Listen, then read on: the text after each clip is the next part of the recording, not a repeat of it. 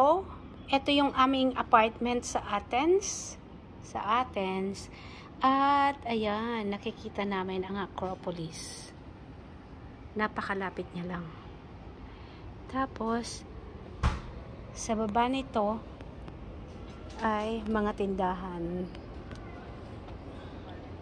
Ayan. Ayan. At ayan yung may bahay na ano siya, ang tawag nito, lumang bahay. Tapos eto yung balkon namin, papunta dito hanggang doon. Ayun naman kasi nasa penthouse kami. Ayan naman yung balkon sa balkon naman yan ng bedroom namin. Ito yung sa loob niya. Ayan, mga tindahan yan doon. Tindahan dito.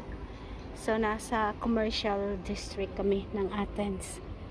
Ito. Parang library. Parang may library siya. Ayan, may upuan. Kailangan namin ni Monty itong ganitong klaseng table na mahaba. Kasi kailangan namin sa aming dalawang computer. Tapos may jukebox siya. Very interesting. At gumagana pa yan.